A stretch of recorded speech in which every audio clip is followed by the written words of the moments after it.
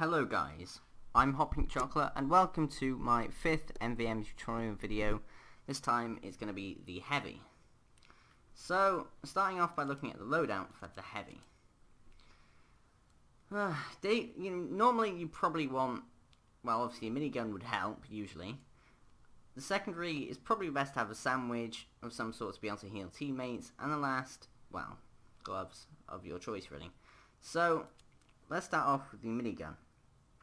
The best minigun really to use is the Brass Beast, just because it does have the damage bonus.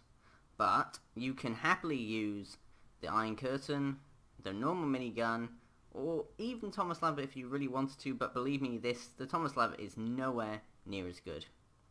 Honestly, when I had an Aussie minigun, I used to use that all the time and it's perfectly good. But, if you don't really want anything flashy but still want something that's really going to work well, the Brass Beast is probably the best, but reskins will work just as well. So onto the secondary slot. You can have a shotgun if you really want, but it's more or less pointless, honestly. Okay, yes, it may help you shoot bots, but having a sandwich of some sort, so either the default sandwich, robot sandwich, whatever you want, or the buffalo steak sandwich like I got here, they're the best. Okay, it's probably best to have one of the normal sandwiches just because it can help you if you let's say your medic dies, you can hide behind a wall and regen health.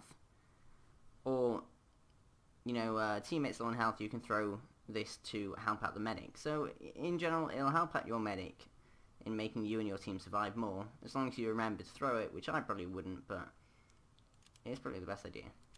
Now melee, there are a few ones worth noting. The first one is the killing gloves of boxing, mainly because this can give you crits. So that's pretty damn good, but you must look that it has 20% slower firing speed. Now, if you're already using the Brass Beast, that has a slower firing speed anyway, so it's probably going to put you at quite a disadvantage. So the only thing to think about when you've got these equipped is you really should upgrade your firing speed a lot, and quite quickly from the beginning. You can also really use the Holiday Punch. Now this is interesting because yes, it can stun bots. So let's say you've got a giant Repified Soldier. You can, if you get a crit, it will stun it. Not for very long, mind you, but it can work. And I've seen some really interesting games where we've had, let's say, 2 heavies, and one of them will just wait for a giant to jump in, and then just keep on punching it and keeping it from shooting. It doesn't always work, but it can actually be quite good. It's interesting. Especially with Sentry Busters. If you punch Sentry Buster and get a crit, they will more or less explode on the spot. So it's very useful for them, especially. So, you can use really whatever you want with the fists. You can even use, let's say, the gloves of running urgently. Just to get that little speed boost for getting back from spawn after you die or whatever. As long as you've got something, I would recommend the killing gloves. I can't say gloves today. The killing gloves of boxing or the Holiday Punch, personally. So, that's mainly it for loadout. If you do that, you should be okay, really. Okay, so resistances for Heavy. Now, I will always say the most important thing for Heavy. Did I say resistances? I meant upgrades. Sorry, I'm getting mixed up here, but the most important thing for Heavy, in my opinion, is resistances. You really, really need them to stay alive and help your medic out because it's really, really hard.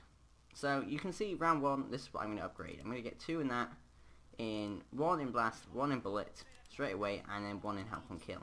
This will just help you so much to stay alive. And I'm a big fan of not doing single point, I'm not going to do really loads and loads of damage with Heavy straight away, but what I will do is a lot of damage over time because I'm alive and other people aren't. So where I would go from here, I would max out these 3: crit, blast, and bullet. But I would probably also, as I'm doing that, so let's say next round I'd definitely get probably max crit resistance. And then maybe I'd put 1 in ammo capacity and 1 in firing speed.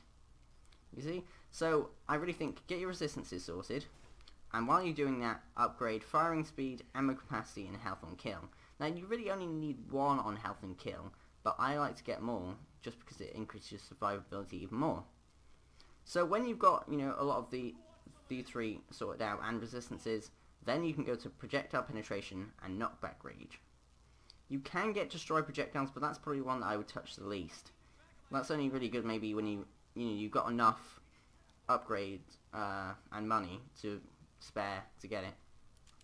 You can upgrade your recharge rate on your sandwich if you really want, and you can also upgrade these two if you really want, but I don't really think you need them. Lastly, canteen. Now, I am a fan of using crit canteens with a heavy occasionally. I never really use uber canteens or refills. I don't think I've ever in my 232 tours ever used a refill canteen, which is kind of sad, but I've never found the need for them. So, canteens are fine for heavy, but like I said, I focus on resistances because these will just keep you alive and your whole team alive if you stay alive. And then mainly these three upgrades, and then finally the rest. If you follow that kind of system, you can't really go wrong. Just try your best. Okay guys, so now we've gone over upgrades. We're just going to go on to the last thing I'll talk about in this tutorial, which is mainly tips that you should be doing to become a better heavy and to help out your team the most.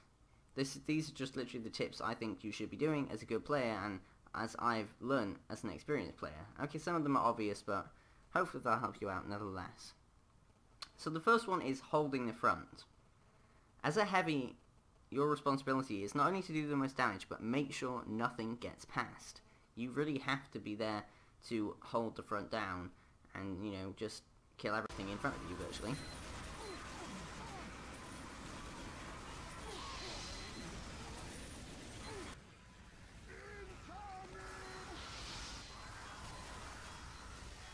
And this is why I always think when you're getting upgrades, resistances should always come first. Mainly because, unless you've got an incredibly good team, and you trust your medic completely to keep you alive, you can then go full damage. But, I usually just go with random teams, and to do that, you really, really need resistances, so you can hold the front. Even if your medic and the rest of your team dies, if you've got lots of health on kill and resistances, you will be fine, more or less, to hold up and kill anything.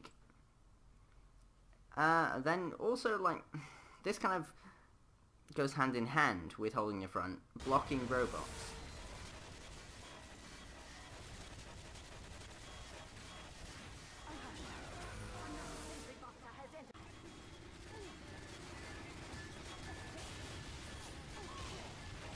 Especially for super scouts, you have to be aware that heavy doesn't just sit there and think, oh, NG will stop super scout and do nothing.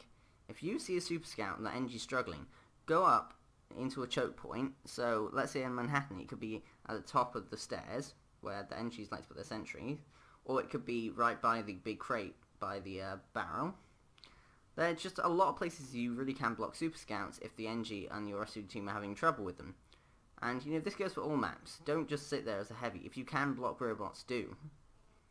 As well for the bosses. If you can block them for a bit and stop them from progressing through the map, that's going to help you in the end.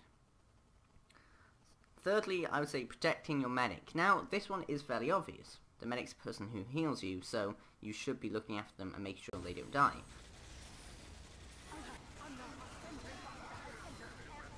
But I'm looking at this more specifically. If you're, let's say, shooting a big crowd of scouts, and then some of them are going after your medic and you're starting to kill them, shoot them first. Aim for the scouts that are hounding your medic if they're in a pinch. Equally, if there's a rocket that's going to hit your medic, consider jumping in front of it. Just try and keep the damage completely centered on you, because, one crit rocket can just hit the medic in the face, because let's say they're not so experienced, they don't get resistances, they're going to die in one hit. Whereas you could probably take it quite easily if you follow my advice and get resistances. And now lastly is rage.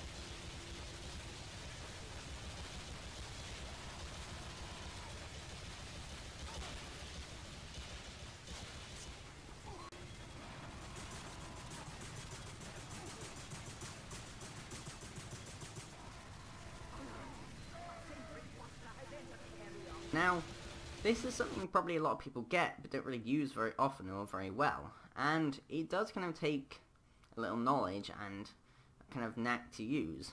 Okay, yes, you can just push robots back in general, which is really useful if, let's say, a boss is progressing through the map and you want to push them back, it's really good for that. There are a few places you can do this in particular. So one is at the top of this, like the ramp, where there's a small gap in the fence. Now you can push them straight off there and more or less push them all the way back to this where they drop in, and that is really useful. You can also push them into the grinder. Now this is quite hard to do, honestly, but if you do it right, you can push giants into the grinder. And you know, the other fun thing to do is make robots fly. You can make giants fly if they jump down. When they jump down, if you're underneath them and use rage, it'll push them straight up, and it's quite fun to do.